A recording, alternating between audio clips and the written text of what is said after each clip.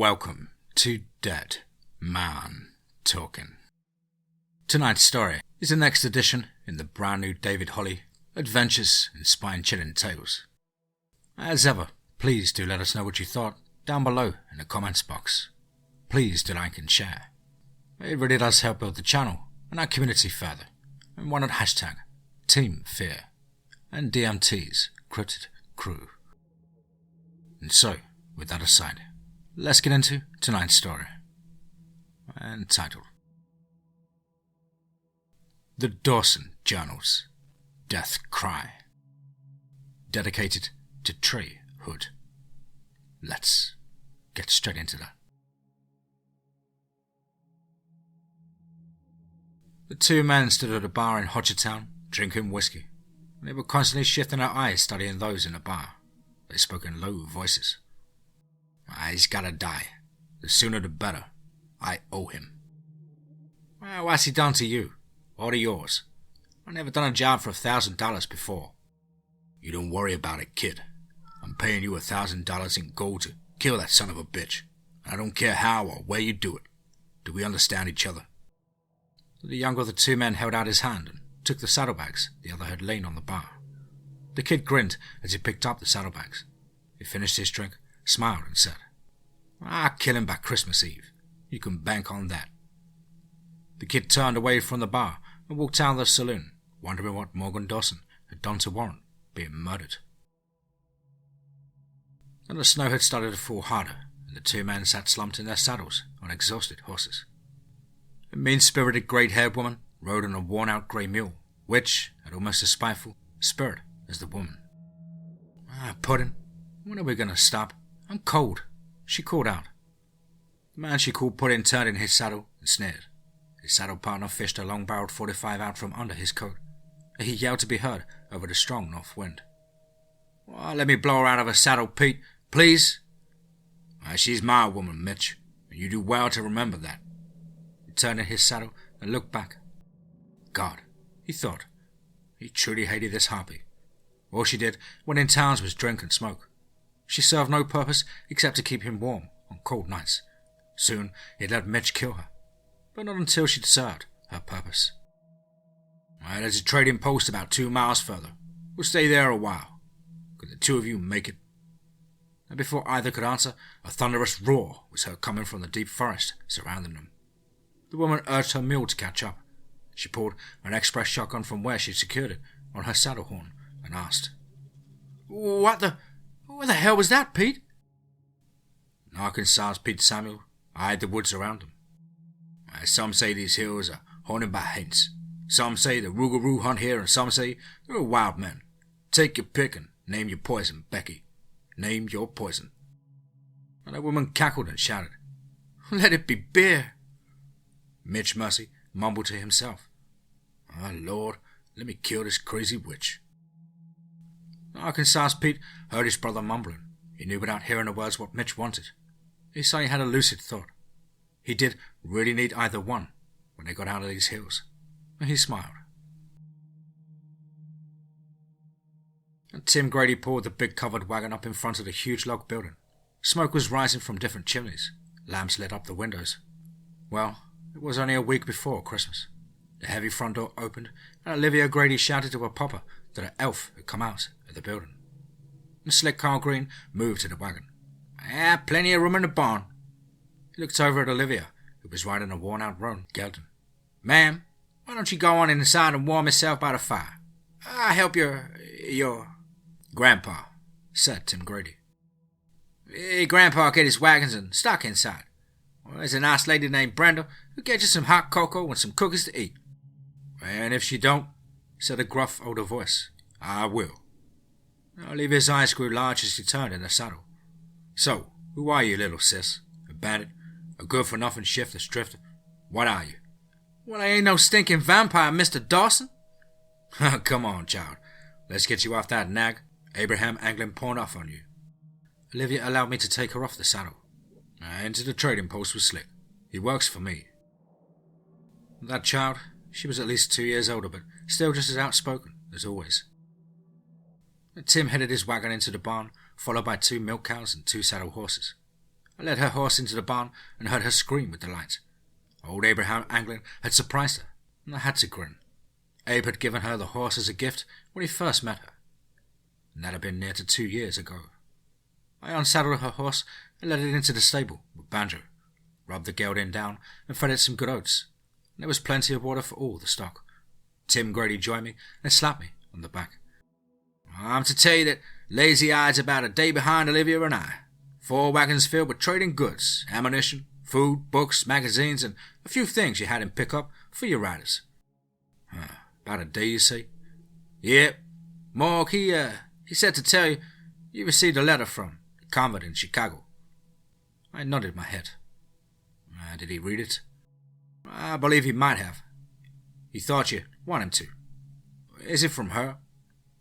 If it's none of my business, just tell me. I looked at Tim and shook my head. Well, that's probably the same thing they've told me the last few years. Nothing they can do, nothing anyone can do. It's possession, and they can't exercise the evil that takes over her body and mind.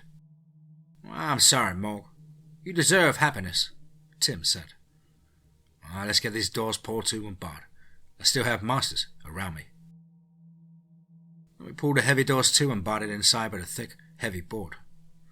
Morgan, are we safe if we're attacked? I've taught Olivia to shoot. Of course, I said. I had a friend send this to me by a freight wagon. I pulled a canvas ramp back and proudly showed him Warthen's Gatling gun. Tim whistled. I believe we had the firepower we needed 2 years ago now.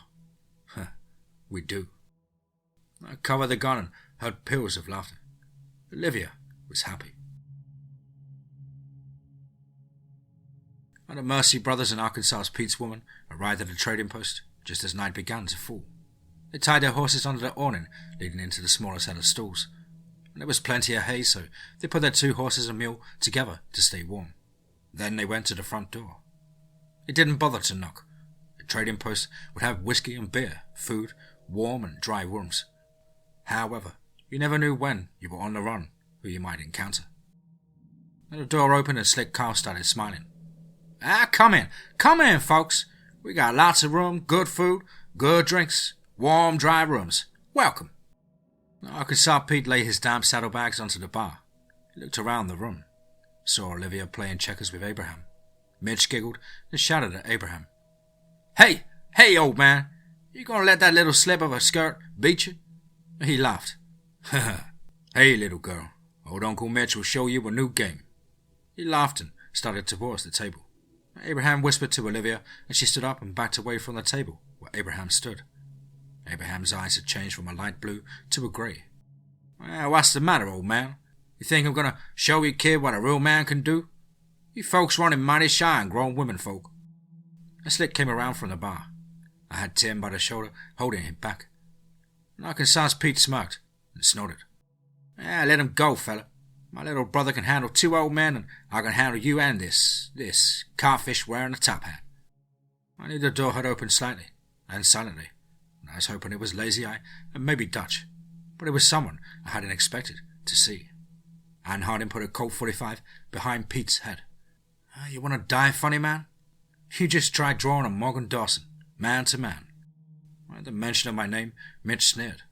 So, who the hell is Morgan Dawson? Shut up, Mitch. I've heard of him. We don't want any problems with Dawson. We were funning. Isn't that right, Mitch? We were funning with these folks. Ma'am, would you mind removing that gun from the back of my head? And Ann cleared her throat. Brother, we're all going to be cooped up in here for a good few days, and I'm sure Abe would really like for you to unbuckle your gun belt, let it drop to the floor, and show him empty hands. You think I'm scared of this old bastard? I could put 6 slugs in him before he knew what was going on. Let's do it, old man. Mitch's hand shot down to his holstered gun. His fingers barely touched the grips when Abraham drew. 3 shots was all it took. Mitch's body jerked twice, and he went down. Olivia had screamed. Pete hung his head. His own gun belt fell to the floor. Pete stared at Abraham, who stood tall, his pistol in his hand, smoke rising from his gun into the air. He holstered his gun, put his heavy winter coat on, and started towards the side door, which would lead him to the barn. Mister, old man, He was my brother, but he had it coming. He surely did. What's your name? Ken will ask. His name, a clear, strong voice replied from the upstairs balcony, is Abraham Anglin, my father. I'm Henry Anglin. I heard of the Anglins. Wish the younger Anglin had been here. Nope. No, you don't. And the click of hammers being pulled back on a 10-gauge double-barrel shotgun broke the tense silence. Now, mister, whoever the hell you are, you hear that nice crazy lady beside you lay that shotgun on the floor, or I'll be obligated to shoot the both of you. And would you please have a few of the boys in the bunkhouse help you carry this body out to the old woodshed and cover him up for good until we can bury him? She withdrew her pistol and shoved past the two renegades. Bitch, whispered the woman to Pete, and turned around and said, You want some of me? You wouldn't stand a chance, hussy. She paused and picked up Pete's handgun and belt and shotgun. She laid them on the bar and told Slick to guard them. Then she walked past Olivia, who gave a quick hug and whispered in my ear, Dutch and Lazy are here. And I nodded. The Janoskwa stood 10 feet tall. He must have weighed between 900 or 1,000 pounds of pure muscle. Behind him, as I later found out, there had to have been 7 or 8 Gugwe following this creature. The Lycans stayed out of reach, but they had their eyes on the trading post. Lazy Eye had pulled me aside and said as soon as they were within a few hours of the post, both he and Dutch had come across a pilgrim and his boy struggling up a slope. Both had seen better days. He'd been a carpenter whose wife had seen all their money and made off with a drummer. The carpenter had raised the boy the best he could, but eventually friends and kinfolk had to stop helping much. They had, as Lazy Eye said, not even a snowball's chance in hell of surviving alone. He carried an older Sharps and a belly gun. What's his name, Lazy Eye? I asked as I lit a cigar. His name's Trace Hooker. His boy's name, as best as I could pronounce it, is Harry. I puffed quietly on my cigar. Is it okay, I brought them, isn't it? I smiled and shook my head. Yeah, Rowdy, it's okay. We got a couple inside, man and his woman. If I read them right, they're renegades. Or they wanted somewhere. Abraham had to kill one in a gunfight over a young woman's honor. Anyone I might know? Olivia Grady. I don't guess he knew who old Abe was. I'd have killed him if I'd been there. I nearly killed the other brother and his woman. I wish I could say things are going to be normal, but this new guard I hired, he's a tracker. Brought in a big white towel down and back down the trail. Skinned and field-dressed him quick. We'll eat good tonight. I ought to wait till Christmas. You did remember to buy Mike and Brenda special gifts, didn't you? I did. Even had the mercantile man hire some woman to gift wrap and put names on the packages. You brought extra? Candy, fruit, socks. I bought what you thought of. Nuts, turkeys, hams. Everything on your list, Morgan. Even cigars. Thanks. The new guard? What's his name? Levi Troop. Says he's been called the Kiamichi Kid. You heard of him? I have. Most of the time he hires his gun out to ranchers down in the flatlands, riding shotgun on stage lines. He's very good with that gun. We didn't know it, but as I spoke with Lazy Eye Nixon, the Gugwe had crawled within 30 feet from where we stood. I was through with my cigar and tossed it into the snow. The fire remaining lit on the cigar landed on the bridge of the Gugwe's nose. Roaring in pain and surprise, it suddenly sprung to its feet, stared at us and growled. We heard the growls of several of the creatures. I had my Colt 45 Peacemaker in my holster, and Lazy Eye was carrying a hammered double-barrel 10-gauge. The burned creature tossed its head back and screamed. I drew my pistol, and we began blasting away, all the time making our way towards the front door. Everyone was yelling and screaming, and Henry Anglin appeared in the doorway with a 45-70 rifle. His brother Dutch appeared on an open window on the second floor firing. Our bullets slammed into the beast as we forced it backwards. The sounds of wolves made us retreat towards the door, while we backed inside. Then someone took my pistol out of my hand and shoved another in my hand. We found ourselves inside with the door closed. The Slick was shutting wooden shutters and talking about what a great idea I had when I decided to fortify the trading post. Out among the snow and ice-covered trees, an army of man-eating creatures were gathering because there was meat to be had in this place. and the winter was cold. Deer, elk and bison had migrated to the lower plains. Black bear didn't normally hibernate in these hills like they did farther north in the northwest. I asked a new guy who called himself the Kiamichi Kid to go up and relieve Dutch, and he did, without question. Dutch came down and joined his father, brother, Ann, Tim and myself by the fireplace. Lazy Eye, Slick, Mike joined old Amos, the cook in the kitchen. The boys in the bunkhouse realized what was going on and were fortifying the barn. The tack room wasn't holding anything, so Arkansas Pete and his woman had made a place for them inside the tack room. Hooker and his son moved inside the bunkhouse and were helping to fortify the bunkhouse, just in case. Brenda had taken Olivia into the room she shared with her husband Mike and was doing her best to help her remain calm. Olivia was an old hand. "Man, I'm not scared. I've been around monsters. Mr. Dawson killed a vampire the last time I saw him." "So they say." "So I'm not scared. Not at all. These are fighting men. Well, all except that lower down sidewinder man with weasel eyes. And that drunk witch he's with." Brenda told me later she had trouble keeping a straight face, and that Olivia, she was going to make some man a good, steadfast wife someday. And that first night, we ate big steaming bowls of venison stew with big pans of fresh biscuits and lots of coffee. Arkansas Pete and his woman sat at the table by themselves. The woman complained because we didn't serve whiskey at the bar. Oh, we sold it, but whiskey, snowstorms, and killings, it didn't mix. Nor did monsters outside screaming at the weather, help. And so I made a decision only beer would be served from late fall through to mid-spring. Still, she was vocal and loud. "Mr. Dawson?" I looked up and Trace Hooker was standing beside my chair. "Yes, sir. What can I do for you?" "I was wanting to thank you for letting me and my son stay. Anything I can do?" "Well, let's talk about this later. Your guest until December 26th. Then," I smiled, "then I'll put you to work." "Well, thank you, sir." And the Kiamichi Kid sat in a straight-back chair, rifle in hand. This job wasn't going to be easy, as he'd believed. Dawson was surrounded by friends. The kid could use a distraction. The guy and the woman. If he could arrange a distraction, maybe he could. Yeah, it just might work. "Where will we put it?" asked Dutch. "Well, it's lethal enough. I used it on a Wendigo once," I remarked. "And what did it get you, Morgan?" Ann Hastings asked. "Ann, this isn't the time or place," replied Dutch. "Not the time or place to talk about what happened to Sherry?" "Morgan seems to do all he could have done, Ann," remarked Henry Anglin. "What happened to Miss Sherry might have happened regardless of using the gun, and she's being treated by the best in the country, from what I understand." Lazy Eye spat a stream of tobacco into the fireplace.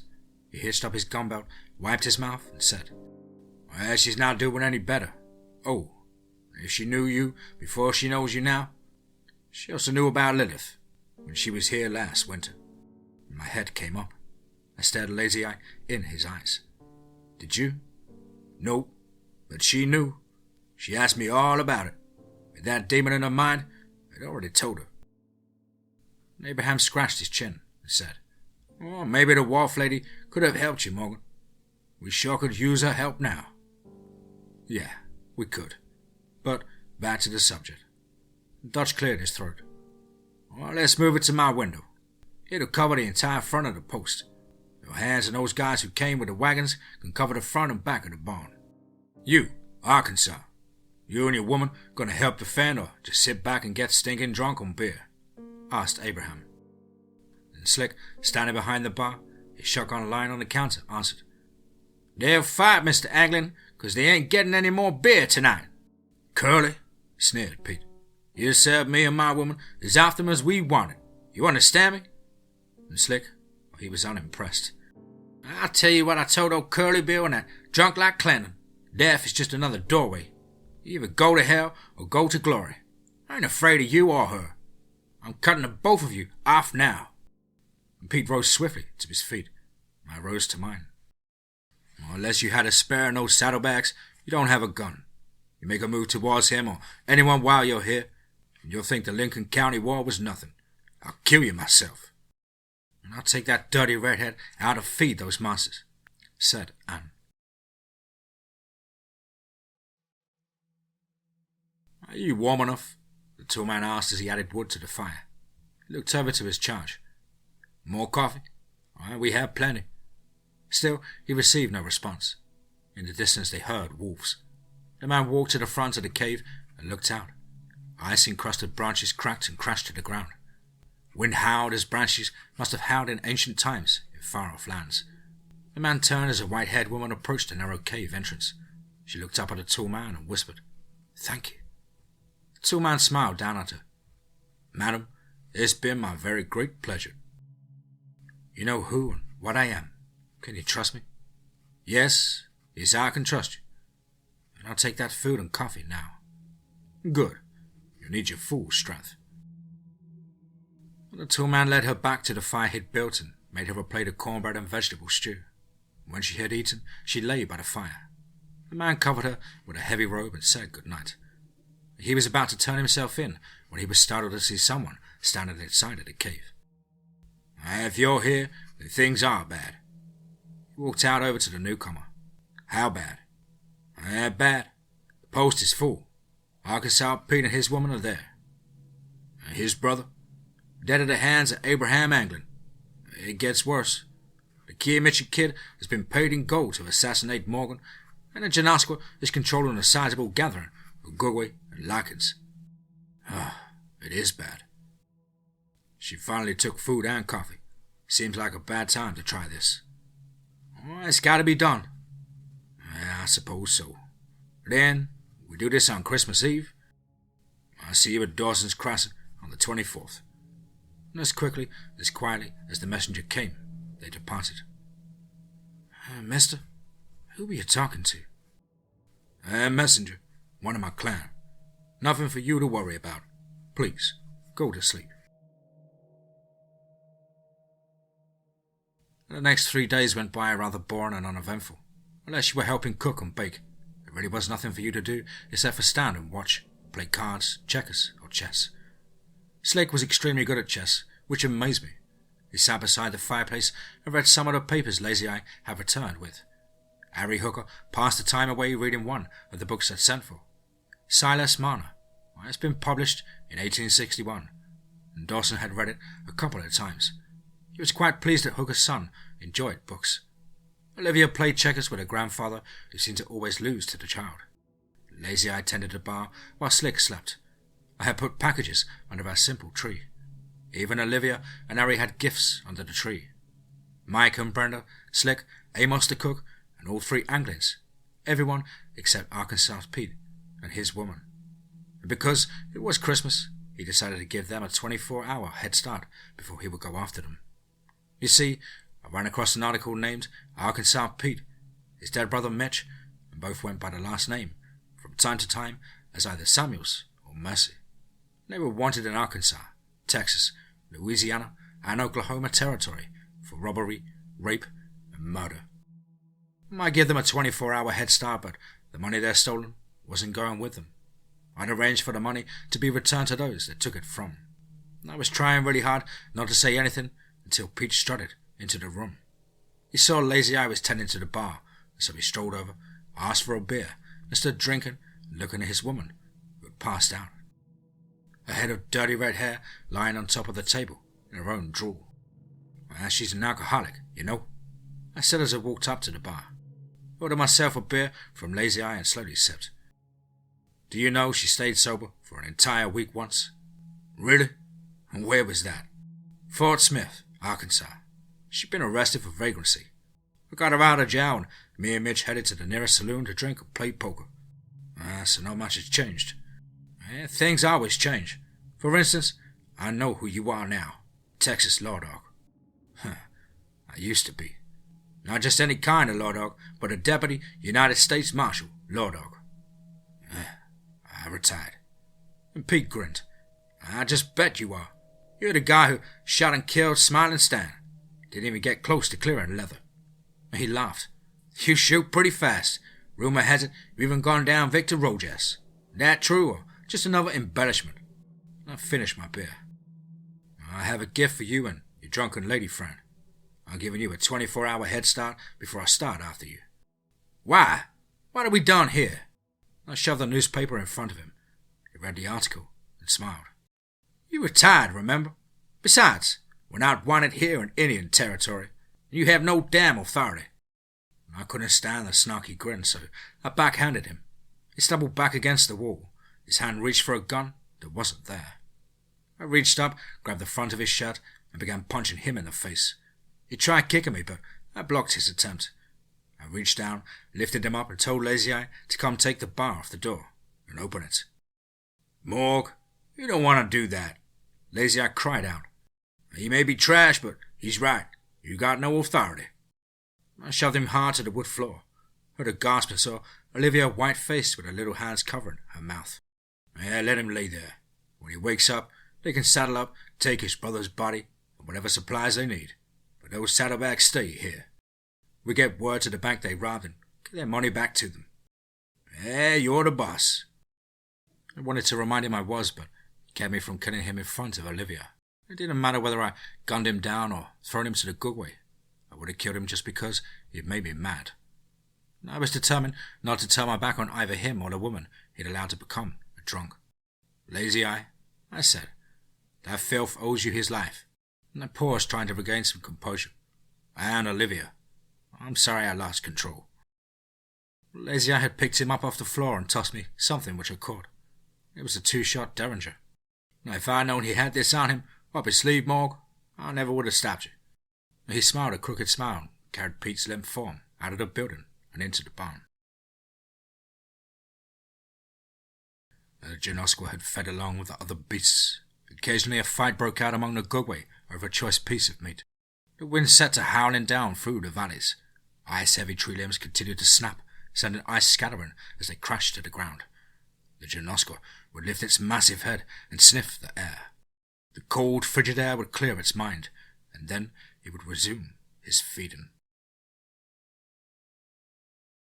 You're a mess, fellow. How'd you like a job, kid? Depends on what job that is.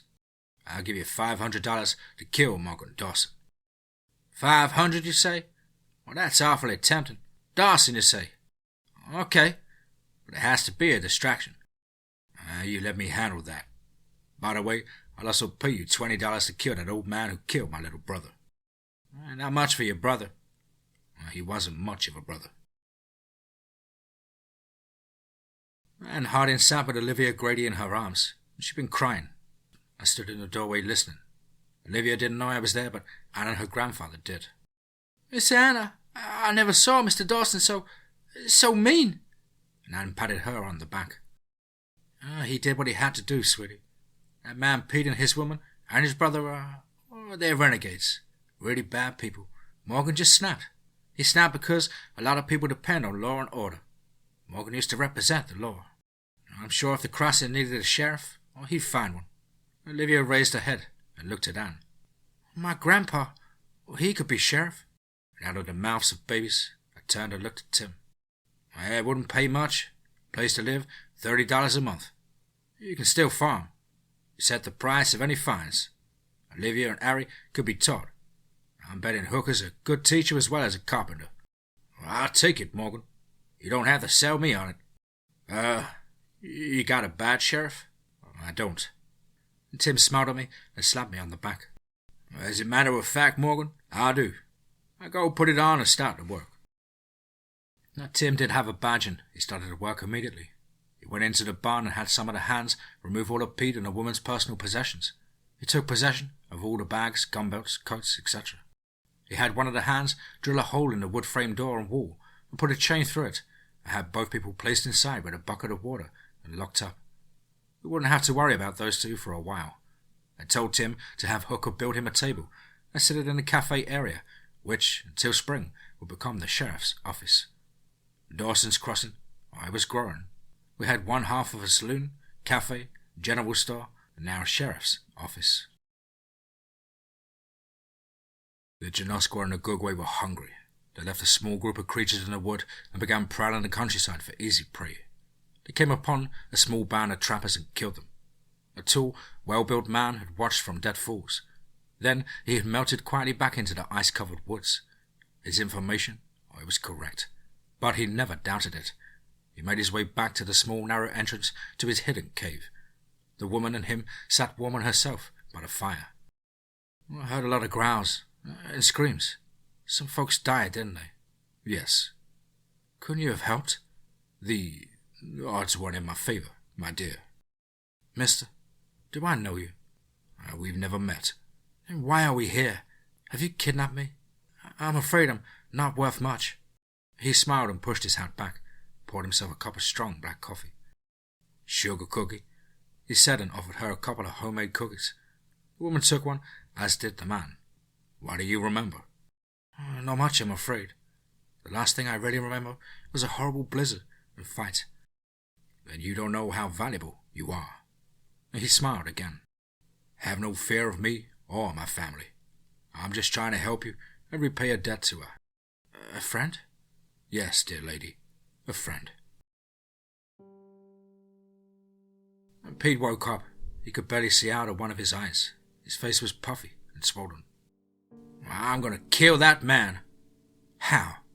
He even has your hideaway now. You just don't... Wait, where are my saddlebags? The new sheriff took it. Honey, we were under arrest. She laughed. All because you said Dawson didn't have any authority. The man beat you to a bloody pulp, appointed a sheriff, converted this tack room into a jail cell. And you're going to kill him.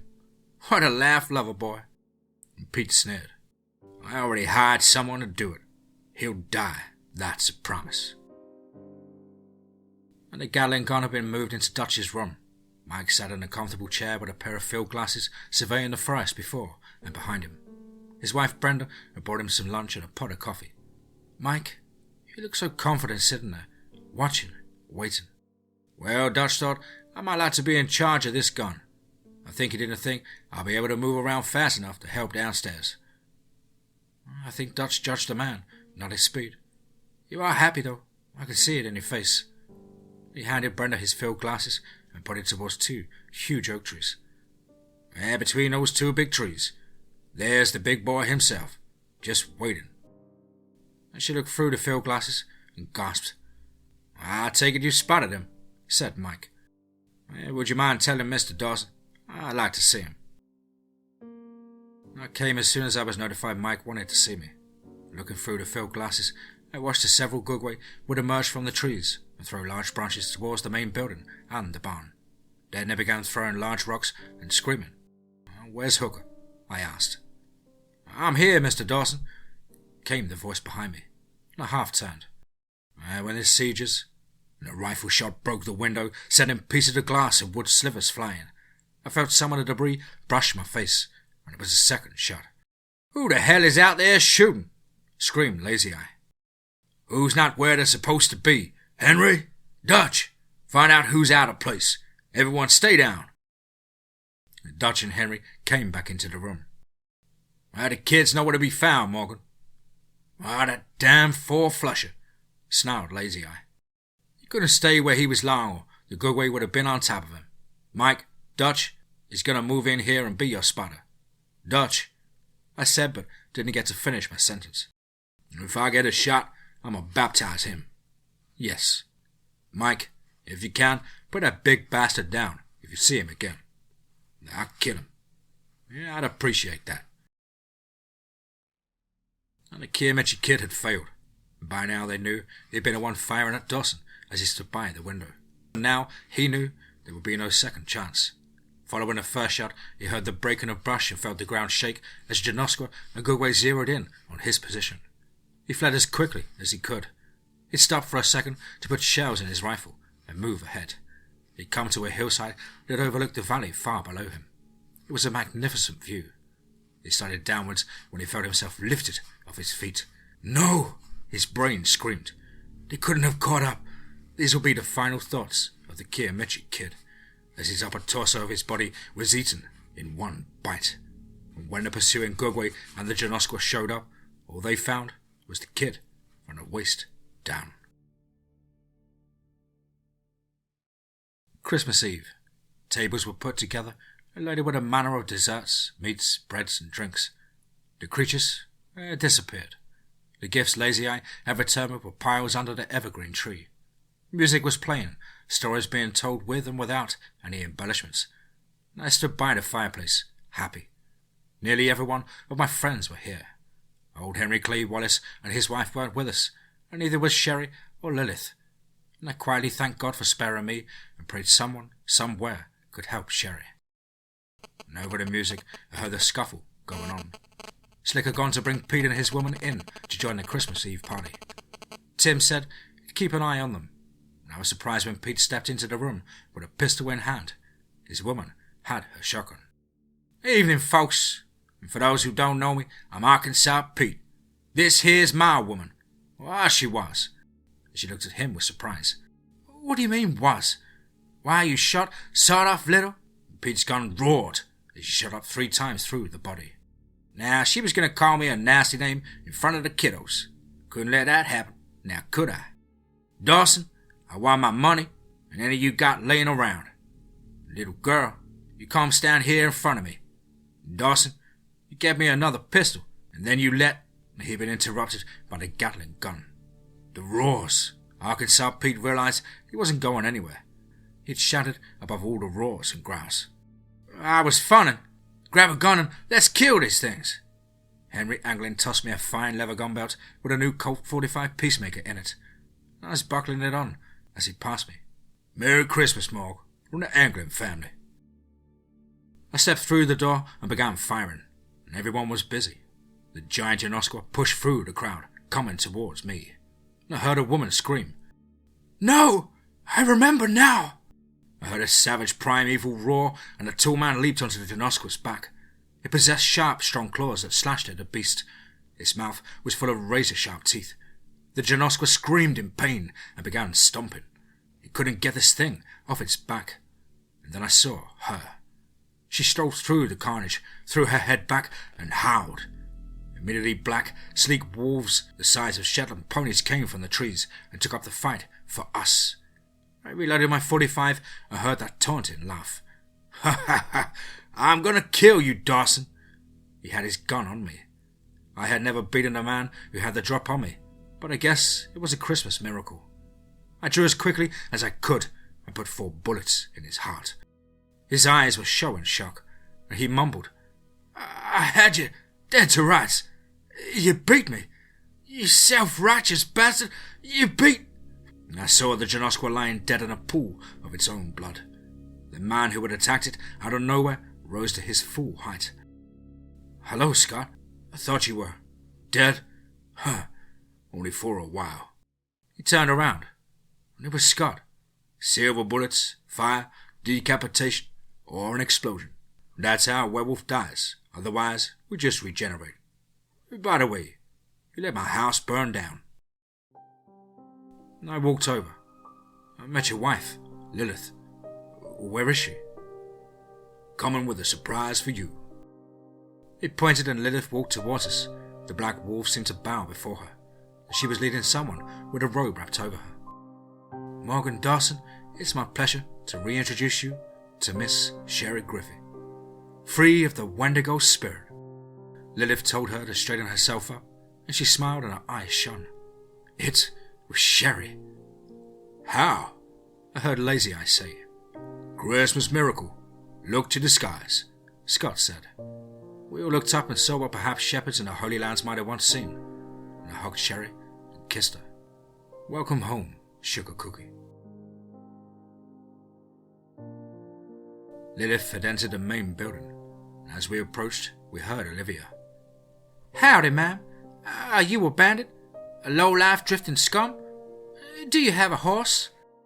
Then she quietened when Lilith replied, "Miss Olivia, I am a werewolf."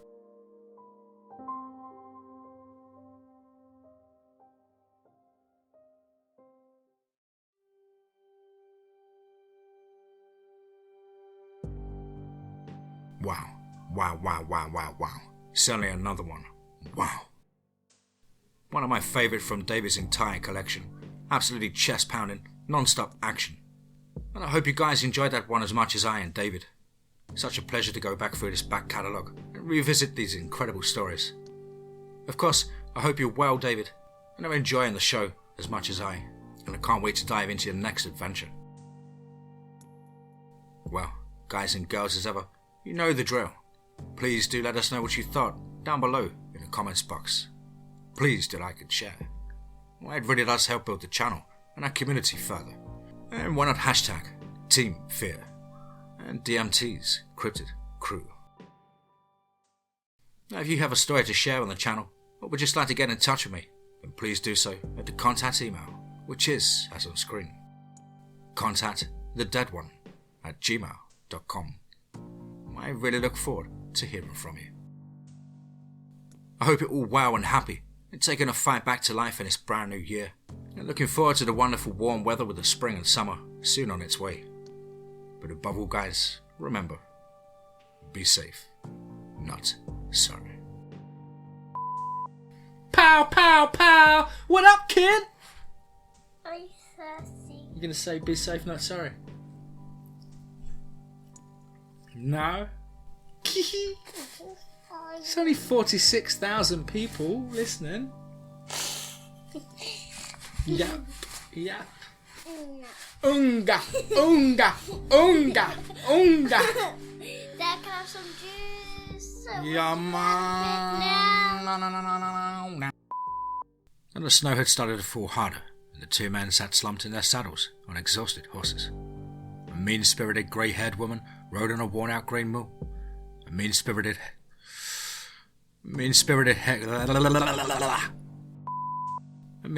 grey-haired woman.